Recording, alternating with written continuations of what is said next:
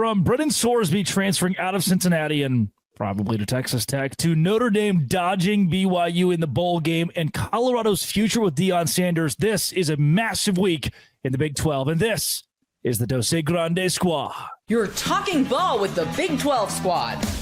From Oklahoma State to Utah, from Kansas State to BYU, from Houston to Texas Tech, it's the local experts of the Locked On Podcast Network bringing you scoops, breakdowns, and the most comprehensive preview of the upcoming Big 12 weekend. Buckle up, it's the Big 12 squad, and we have a seat for you. No hurt feelings and thin skin allowed. Squad up, you're part of the Big 12 squad. Happy Thursday night, everybody. Welcome into the Big 12 squad. I'm Drake Toll from America's #1 Big 12 podcast, Locked On Big 12. Jake Hatch of Locked On BYU Cougars, Kevin Borba of Locked On Buffs, and he showed up 4 minutes late to the show, but I guess we'll let him in. It's JT Westercell of Locked On Utes. I thought we had a show without him, but the show wouldn't be the same if you hit subscribe. We all get to keep our jobs. Insane week in the Big 12 this week. Hatch, we will start with you. JT, I'm very excited to talk Kyle Whittingham, who snip, snap, didn't want to retire, then wanted to retire, then didn't want to retire, and now he could be coaching at Michigan. Borba, the future of Deion Sanders is a huge storyline of what the Buffs do in the transfer portal. But Hatch, Notre Dame ducks BYU, and now the Cougars, I watched, it's the saddest thing I've ever seen. Kalani Sitake lowering a Pop-Tart into a trophy for an 11-win team that thought it was going to the college football playoff, and now he's lowering Pop-Tarts into a trophy. How are the vibes in BYU land? Up and down. I think the team is motivated to finish the season the right way, Drake, but it's the second straight year that they have finished in a bowl game that they think is beneath their status relative to what they accomplished this season. So I am interested to see how they ultimately play when they take the field down there in Orlando. But yeah, the vibes with the fan base are not very high because they obviously feel like they should have been in a better position when it came to the college football playoff. What's your message to Notre Dame, who ducked you and they are cowards? Yeah, exactly that. You're cowards. You guys need to stop acting like it's beneath you to play in a bowl game. This is a program that gave us Rudy, and as one of our former columnists here at the Salt Lake Tribune, Steve Loom, tweeted out, they are for a program that gave us the underdog story, the gritty, never say die Rudy story. They up and quit. That's pretty pathetic on their part. Yeah, that is. I mean, that's the Notre Dame thing, though. When things get hard or things don't go their way, like they hate Rudy, right? Joe Montana's always talking smack about Rudy, how it's like we hate him, and it's like all this, like why? Just do something good. Rudy's a convert to the Church of Jesus Christ of Latter-day Saints, Jen. So he's now a Mormon. So there we go. Yes. There you go. The religious transfer portal? No. It is kind of funny, too, with this whole Notre Dame thing because they act like, we got our NBC deal. We're such a big-time product. Like, they only played, I think, in one of the 20 most high-profile games this season. So their brand is totally diminishing. And once again, this is another bad look by them just to be whining and crying everywhere about how badly they got screwed and being so mad. They're like, nope, we're just going to go home. Like, not even go out there and prove how good we are if you were to beat a BYU team that, once again, was right on the cusp of getting in, too. So it is a bad look for them. I understand people have their feelings about bowl games, but it's unfortunate. But I know you, Drake, you didn't like the video of Sitake and Brett Key. I kind of like their little back and forth. I think this is still going to be a fun bowl. It was fun, and BYU is making the most of this. It's also really sad. Like the BYU should be preparing to go on the road for a college football playoff game. Better strength of record, better strength of schedule, more wins than Miami. Got blown out twice. Sorry, that just came up. That got stuck in my against the number 14. Which, if you've listened, those who've listened to Locked On Big 12 would know that like Alabama beating Ohio State 44-21 in the national championship. Ohio State had won a playoff game. It was still a blowout, and Ohio State's probably the second best team in the country that year. BYU could very well be the 8th best team in America and still get blown out by number 4. We've seen it at the top of college football year in and year out. It doesn't mean they didn't deserve a chance. I think they did. Miami got in, and we could beat that dead horse for weeks, and surely we will this offseason. JT, sitting behind me is an 85-inch TV. And yes, I'm in my childhood bedroom back in my hometown. I walk in, I said, Dad, I've got to record. You can't just have this 85-inch TV with a beach towel over it sitting behind my setup. And he was like, well, if you don't like that, you're really going to hate the second 85-inch TV that is right behind it. There are 2 of them behind me. And if you're wondering why It's because there was a sale at Sam's on 85-inch TVs. So my grandma calls my dad and said, I got you one. And he shows up at Sam's to pick it up. The guy at Sam's says, you want a second one? They say, of course not. Why would we need two? And he says, I'll give it to you for $300. It's a display. So like, that's how we have two 85-inch TVs behind me. And no matter how bad I'd like to get rid of them on this show, sometimes you just can't get rid of certain things. Kyle Whittingham, not one of those certain things. You wanted that 85-inch TV out of the room for years, and now you finally moved it out. And it said, I don't want to go to the basement. You can't put me in the basement. I'm going to Ann Arbor, Michigan. What a segue. This is one of the weirdest head coaching carousel situations I've ever seen in college football. Really? With all the crap we've seen this year? So to me, this isn't that crazy. He what's happening with didn't Kyle Whittingham. hold a knife to his neck and threaten his mistress. I will give you that. And his stripper wife's monkey did not attack a neighbor. So pole assassin, baby. Pole assassin. People forget pole assassin. I will give you that, JT. Yes. Okay, this whole thing with Kyle Whittingham, the only thing I will say is if this happened, it's Michigan, right? Like there's going to be some interest in what is one of the top 10 jobs in the country. To me, it's not that crazy to want to leave Utah and go to a Michigan, especially when you spent. They kicked him out. Hey, hold on. They didn't kick him out. JT. When you make coaching transitions, typically it's not a Friday news dump to announce your head coach is stepping down, not actually retiring, stepping down, and then Saturday to announce it via another press release in a Saturday news dump to announce the ascension of your defensive coordinator. They haven't had a formal press conference for any of this, JT. That tells me that not everything's hunky-dory in Salt Lake City with these two.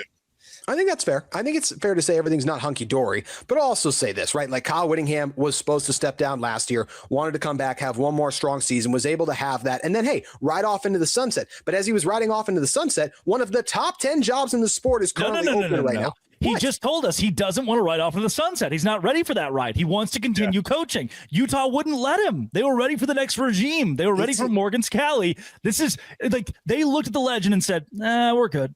We've seen this before. This isn't an uncommon thing. I think it's not very often that it happens when there's nothing else happening in a way. Like Michigan obviously happened right before, but Utah was kind of like central to the conversation.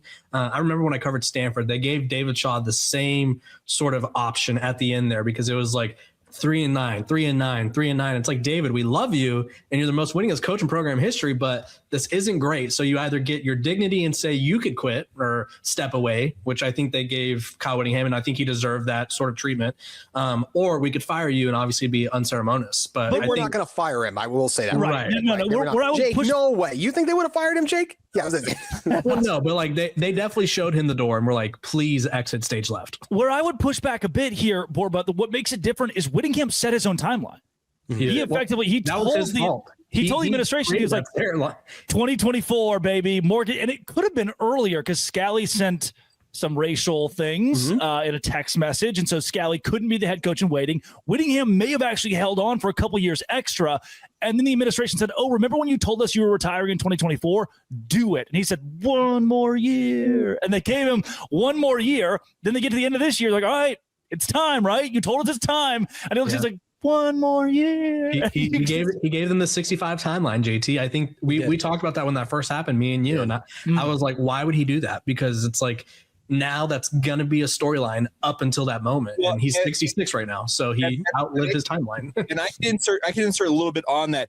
His dad passed away at the age of 64, Fred Sr., who obviously had a really outsized impact on his life, and that's why he often talked about wanting to step aside like 64, 65 years old, because he understood that his dad really never got an opportunity to be a true grandpa. He was a coach till the very end and ultimately passed, and that. So I think that's why he put that timeline out there. But as I have often observed with these coaches, the closer those deadlines come, and if you still got your energy, you still got your health, you still feel like you've got it, it's hard to step away. And money, sure, that absolutely. Michigan money. I mean, he could tell those grandkids like, hey, You want a nicer Christmas this year or next year? And the other thing about the Kyle Whittingham situation is he's been very proud that his kids got to go to the same elementary, junior high, and high schools all throughout growing up, which doesn't happen in the coaching industry. Well, now that his kids are all grown, he's got grandkids and the like, this may be the time for him to, uproot from Utah and maybe try going to Ann Arbor and seeing what he could do with Michigan, because he has aspirations of continuing to do something, it feels like, in the game of football, and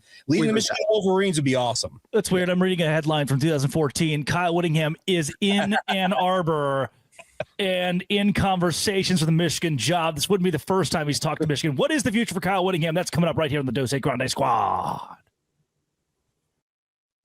Today's show is brought to you by Aura Frames. I've been hanging out with Coach Gary Patterson way too much here recently. He's using the words Riz and Aura. And if you want to truly master Aura, whatever that means, I'm sure he can explain it on College Football Kickoff, then Aura Frames is the way to go. Aura isn't just your average picture frame. You preload this frame with photos before you gift it, so when it's plugged in by a loved one, memories are already there. No apps to figure out, no setup headaches, just instant smiles. Grandparents, parents, newlyweds, anyone who loves photos, that's who this is for. Endless uploads of pictures and 30-second videos through the Aura app as well. For limited time, save on the perfect gift by visiting auraframes.com to get $35 off their best-selling Carver matte frames, named #1 by Wirecutter. auraframes.com, promo code COLLEGE is that promo code for $35 off. This deal is exclusive to listeners, and frames sell out fast. Order yours now to get it in time for the holidays. Support the show by mentioning us at checkout. Terms and conditions apply. Aura Frames. It is Jake Hatch, JT Wistercell, Kevin Borba, Drake Toll with you of Locked On Big 12. Okay, JT, what is then, if you had to call your shot, the future of Kyle Whittingham? I think he's probably going to end up in like an NFL advisory type of role. I think it would actually make a lot of sense for him and Michigan for 1 year to come to an agreement on something, because I just think from Michigan's standpoint, they are trying. Why would they only do it 1 year? I mean, you think about it, like Willie Fritz is the same age as Kyle Whittingham. Willie Fritz is actually a year older right now, a hair older. Like, why not just hold on to Whittingham? Like Saban was 71, 72 at time of retirement. Michigan could milk this for 4 or 5 years. I still don't think Kyle Whittingham, I'll say it this way, I don't think Kyle Whittingham is all in on a multi-year rebuild, doing everything it takes in today's. No, they're 9-3. It's not, maybe not a rebuild, that's fair, but what it takes to run a college football program every single day, especially when you don't have something in place like he had at Utah. That he had there was a lot of things going on to help him at Utah that I don't think he'd have multiple years at Michigan. I think he'd have to do more there. They would expect more from him there, because he is Utah football in Utah. He is not Michigan football. If he walks in there, the reporters, the city with that team, with that program he didn't build that. He walks into that. So, but for 1 year, like, it doesn't get better for a Band-Aid head coach than Kyle Whittingham. So that's why I think it would be a good 1 year deal thing. I don't look at Kyle Whittingham and go, he wants to do this another 4 years. I still don't really. I think he's still running. I think he is running out of juice a little bit. He had all the juice this past season, but I don't feel like he is like, okay, I want to do this for 10 more years and I want to dig in. There has been changes to college football that I still don't think he's loved and that worked in his favor at Utah that I don't think he'd get the benefit of at Michigan right now. So I think it's more likely he's an NFL advisor than head coach of a college football team, even though I think Michigan should hire him for 1 year. To support JT a little bit here, Jake, I do think Kyle Whittingham in July is much different than Kyle Whittingham in December. Sure. When you get done with your last game, you're like, no, I want it back. And then come July again, when you've been through spring and you've been through the transfer portal twice, you're saying what he was saying at Big 12 Media Days last year, just like, I'm tired. I was ready, and then I took another year. Jake, if he did take a Michigan job, I'm gonna use your KSL card here. If he took a Michigan job, how much of the staff would go with him? Like, are they tied to Morgan Scalley, or do they love Uncle Whit? There's a split, honestly, and that's the thing about this. You'd probably see, I could think of guys like, just off the top of my head, look at their offensive line coach in particular. Names escaping me all of a sudden. Jim Harding. Jim Harding's been a Kyle guy, so I would imagine that Jim would go with him. Sharif Shaw, who's been the cornerbacks coach and special teams coordinator, he's a Kyle Whittingham disciple. I think you'd see that squad essentially split. And speaking of the coaching staff, but to your point, if he is feeling like, hey, maybe I'm not up for running a program, well, here's his new title: special assistant to the head coach of the Kansas City Chiefs, helping his old buddy Andy Reid. Mm-hmm. I think, by the way, really quick, that would be very dangerous in my opinion. If Michigan brought in Witt and said, clean house with this staff, like get rid of Wink Martindale, get rid of the offensive side of the ball. I don't think Michigan would keep Bryce Underwood, and he is the most important player associated with that university. If I'm Michigan, I would almost just want to bring, the money. Who doesn't have money? Right? Who doesn't have money? But Michigan's up there. They are. Up there. Larry Ellison is the second richest person in the world. So exactly. If he believes in Kyle Whittingham, though, that's the important part. Is does he believe in Kyle Whittingham enough to give him that money? And who doesn't say that maybe a Jason Beck goes with him to Michigan, and that maybe entice Bryce Underwood to stick around? Oh, that's a great point. We and by the time this show drops, we're recording on Tuesday night, Kenny Dillingham could already be on the plane. We could be talking about Whittingham with. Why does he keep crying? Why does he keep crying? That's what I need to know. He keeps crying a lot, and when they asked him at his press conference on Tuesday if he was going to make the move, he was like, "I don't know. I'm thinking about me. I'm thinking about my family. I'm thinking about my kids. Thinking about the staff. Thinking about everybody. I'm thinking about it. Like he did not. The only person who could do Kenny Dillingham a favor is Jed Fish. If Jed Fish accepts the job before Kenny Dillingham, like they say they gave him an ultimatum, and it's like, hey, Kenny, accept the job by tomorrow. Yeah. And Jed Fish is willing to pull the trigger sooner. That may help Kenny Dillingham stop crying, because every interview I see of him, he's in tears, being short with reporters, going, I'm doing what's best for the people around me. And it's like, okay, you're clearly talking yourself into taking this, right? And what's so cool, I think people forget often that the staff is what makes this. If your OC, your DC, your O-line coach, wide receivers coach don't want to go with you, it makes the decision much different. Gary Patterson's talked about this behind the scenes and on our show. He's like, man, there were 7 or 8 times where big school offers in the SEC and they want to give millions more dollars. I look around the room, I say, do we want to do this? Do your families want to do this? Is this the right spot? And not once was there a consensus that the room wanted to go. And because of that, he stayed at TCU despite bigger offers. That there's a piece of that for Witt. If Witt could get half his staff to go somewhere, maybe he rebuilds at a different spot for 3 or 4 years. But if he can't hatch anybody, then I don't think there's any way to do this. And that's the point I think you point out, because JT, you're right. You don't dump Wink Martindale and some of the guys who have been there at Michigan, because it's not a rebuild. Essentially, it's a they were 9-3 this year. You have a stud young quarterback in Bryce Underwood who's going to have all kinds of offers from other programs to try and entice him to leave. But to Kevin's point, could you go there, get in good camaraderie with a guy like Larry Ellison and say, hey, Larry, give me 3 or 4 years, give me the funds to do what we need to do to build this up, and let's chase the national title? Because I know that Kyle Whittingham, he wants to win. He wants to win at a high level, and Michigan truly could offer that opportunity to chase a national title that he absolutely, I think, in his heart of hearts, wants to pursue. Also, is Kyle Whittingham a Michigan man? And I don't mean the scandals. I think so more than he likes to do things his way. He likes to sort of not manipulate the media, but he's very blunt, right? He likes to not do things a certain way. Will that fly at Michigan if he doesn't immediately succeed? Isn't this Jim Harbaugh? Like, isn't that Jim Harbaugh's style, man? Like, I know quirky and more khakis, though, Jake. It's different. Kyle Whittingham has no quirk. He has no quirk. I think Kyle Whittingham is more of a Michigan man than any other candidate. I'm curious what you guys think. I know this isn't Locked On Michigan. I don't think Kenny Dillingham would work there, and I think he's a fantastic coach. I don't think Jed Fish would work there. I think any of those coaches get that job, I think they'll be out in 3 years, because that also, I'm just going to say something. Michigan is like the second most miserable fan base in college football, only behind Alabama. They keep chasing something like every single year. We need to win a national title, and it's unhealthy. So, Drake, you feeling the same way about Dillingham? Yeah, I see Rich Rodriguez in Kenny Dillingham. The young, fiery, big motivator who Michigan fans are like, oh, we got the guy from the little school that's winning at the little school. And then he goes there, and you just immediately fall flat on your face and they hate you. And then your hometown hates you. And then 15 years later, you come back. And you're Jonathan Smith. Okay, fair. Kenny Dillingham has pointed out that he lives on the same street as his parents, his in-laws, his sister. He does not want to uproot from Tempe, but I think as Borba pointed out, Drake, I think it's you. He's trying to talk himself into taking this job. But if you're trying to talk yourself into taking the job, that's not the right motivation. Yeah. That means they're offering a lot more money and resources than ASU can match, and that's the problem. Yeah, but he wants ASU to pony up because ASU's in his blood. Mm-hmm. Will my friend Deion Sanders be on the sidelines next year? That's a good question. Locked On Big 12. Borba can answer it. Today's show is brought to you by FanDuel. FanDuel is exactly where I go every single day during the NFL season, college basketball season, college football season, bowl season, all of it. FanDuel is my spot. especially for live bets. Because let's say that I'm watching the big game and the Panthers are losing by 7 to the Saints. I keep thinking, I know the Panthers are better than the Saints and they're going to find a way to come back and win this game. But right now I can get them at plus 125 to win the game. What that means, I put $100 on the Panthers to win. I get $125 when they do come back and they do win. And live spreads and money lines adjust instantly. Player props update as guys heat up as well. So if you want to be right in the middle of the action this season, visit FanDuel.com and place your NFL live bets all season long. FanDuel, the game moves fast, and so can you with FanDuel. Kevin Borba, JT Westersill, and Jake Hatch. Borba, Deion Sanders survived cancer in the offseason and has done more for Colorado than any head coach has done for its program the last 3 years. Now, you can push back on that all you want, but I'm talking about GDP.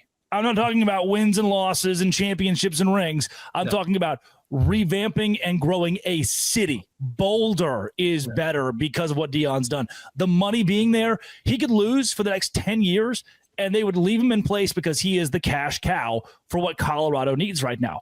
That said, why would he keep doing it? Why has he not retired yet as of hopefully we're recording Tuesday. As of Tuesday, December 16th, why is he not retired yet? Yeah, I think there's a couple reasons. For one, he has a legacy to uphold. And I don't think a lot of people around college football or football in general really agree with me on this, and that's totally fine. But Deion Sanders is very proud of the legacy he leads in the NFL and the MLB. He is very proud of it. And I think he wants to leave Colorado in a place where they want to build him a statue. I think he wants that. Now, whether or not his health will let him get there, I don't know. But I do think his hiring of Brennan Marion shows that he's fully invested, right? I don't think you hire away one of the best offensive minds in college football if you're not invested. So I think he cares about his legacy. And two, I think so many people forget what it's like. And I'm not a parent, so I don't get this. But whenever you moved out and your parents were sad, I'm an only child, so I guess I do get this. My parents were crushed. Like, his kids have moved out for the most part. Deion Jr. is still in Boulder with him. But his daughter is playing basketball, I forget where, at another college. Shador's in the NFL, and then Shiloh is in Miami making videos, and he's a content creator now, right? Mm-hmm. He has an empty nest, right? There is no point in him just like stepping away from coaching just because of it. I think the only real thing that I worried about from a Colorado perspective was him trying to get an NFL job with Shador, but that obviously was not going to matriculate as much as people thought it was. So he has a chance to build a legacy in a different way. And I think he really does value helping the next generation of athletes. And I think he's fully invested in this program. So, Kevin, I have thought that him bringing Brennan Marion in is his escape route if and when he needs to step aside. Is because Brennan looks like a guy who's on he's ascending up because he's Sacramento State's head coach. You mentioned he's one of the more bright offensive minds across college football right now with that go-go offense. Does it feel like it could be a 1 or 2 year plan? And if he needs to step aside, you just hand it off to Brennan Marion, excuse me? Yeah, I'm not naive. I've said the same thing on my show. Brennan Marion's contract is for 2 years. I think Deion signed a 5-year extension last year, so that puts him at he'd have like 1 or 2 years left on his deal anyway. So I do think there's a sort of coach in waiting sort of aspect to this, right? Like the Will Muschamp at Texas, and then Morgan Scalley at Utah. Like there's a lot of those similar vibes, and I do think that's a great plan to have, honestly, right? If you're Deion Sanders, knowing you took this program wherever you took it, I think it's in a better place than when he found it. Regardless of the record. And you don't think so, JT? No, I said, like without a doubt. Like I was like, you even brought that up. Like Drake was the one who brought up right off the start. He's done more than anyone else. I was like, sorry. I was ready to jump on you. I was ready to attack you. But he led this program in a better place, and then solidifying a prominent head coach, because that's sort of the fear for Colorado is whenever like this year, people are like, put him on the hot seat. It's like, okay, who's better? Like, who are you going to go that's going to bring energy and turn this program around? Who's better than Deion Sanders right now? The answer is there's not really anyone, right? So having someone who could be that person ready and waiting and invested in this program, I think is a huge deal. Can we just tell Warren Sapp to not rip Texas high school football from now on social media? I just recorded my episode for Wednesday with Brian Smith. I think that is the dumbest thing you could have done because of the optics, right? I think we talked about how Deion Sanders beat cancer. We talked about his sons going to the NFL. People use everything in the book to negative recruit against Deion Sanders. And Warren Sapp just like served up on a silver platter, like, please use this. We said Texas high school football sucks. Like, everyone's like, there's always this competition. I get it. I'm from California. I say we are better than every single state ever. That doesn't mean you tweet it as a coach of a college football program. Is this what happens when he can't take out the pylons? I guess. And the worst part, Jake, is they offered the kid that he was tweeting about 2 days prior. I know. It's baffling. Like, why in your right mind would you rip a base that, because Colorado for years has made hay in the Lone Star State in terms of bringing talent to Boulder from Texas. You just absolutely crippled those abilities to do that with that one tweet. And Texas people can get mad at me too, especially now that they know I'm from California. Their high school coaches are some of the most sensitive people on the planet. They hold a grudge like no other. I played high school football in Texas. I'm going to defend some. Whoa, Joey McGuire's not going to like that. They hold grudges like nobody's business, though. If they feel a coach has disrespected them, they will purposely not allow recruits or not help recruits go to that school. True or false? Fair. I feel like we see that everywhere in the sport. I'm just going to say that. No one does it more than the state of Texas, though. They are so prideful. Borba's got a point. Borba's got a really good point there. He does have a good point there. Be petty there. Hey, really quick. Is maybe the wrong word, but prideful or protective. How about that? Is Deion Sanders not going to be the next head coach at Florida State next year? Like when Mike Norvell gets fired a year from now because it's not working, they won't go with the legacy hire, the guy who he wanted it. He wanted it before Jackson State, and they didn't give it to him. And now he claims his alma mater is, I think, was it Talladega University or Talladega College? He doesn't claim Florida State as much. So what about the chance to win? Like, I feel like people have short memories of some stuff. You all don't think so? No. Talladega. Yeah, I think it goes back to Borba's point. He knows his legacy is obviously what it is, and he wants to keep that intact. If he goes back to Florida State and fails, that's a big old stain on that legacy. So I think that ship has passed. Florida State's a hard program to succeed at. Like, let's be real. He's a goat of so many things, right? He's a goat for basketball, for football, for what he did with baseball in a lot of ways. He's not of coaching right now. If he could get to a place like Florida State, he'd have a chance to enter that if he could make a college football playoff, which we haven't seen a prominent former player do, right? To be fair, Ryan Day did win a national championship, proving anyone in the world could probably find a way with the right roster to limp to a national championship. As the number 8 team in the country, by the way. I made this, we can wrap with this. I made this point in Locked On Big 12 this week. It has become, March Madness is an invitational. Yeah. We are inviting teams into March Madness to compete for a national championship. College football is becoming that. The number 8 team in the country won the national title last year. They wouldn't have sniffed it in the BCS, the 14 playoff. Is Ohio State the best team in the country? Maybe not. But they're the best suited for a tournament style of play. Which makes me chuckle that Joel Klatt ripped on March Madness. Me to it. He did. So bad. He hates Cinderella. Isn't Colorado kind of a Cinderella story? Exactly. And he loved it when it was Colorado and they were doing good. So Joel Klatt, I don't know who peed in his Cheerios that morning, but on the same day that Brady Quinn and Matt Leinart come after ESPN for having to sneak the college football playoff, they're like, Fox, the good guy, and Joel Klatt's like, I hate football. This just in, Joel Klatt to ESPN, and whenever his contract's up, is he laying the groundwork? He's like, I will push your propaganda if he dumps on ESPN, but like we said, I mean, media time heals all wounds, right? I mean, we see Charles Barkley's gone at ESPN for years, right? And we know Charles Barkley is the most fearless man in America, though, when it comes to stuff like that. He does not care. No, he does not. Those ladies down in San Antonio, no doubt. He's eating them churros like they do.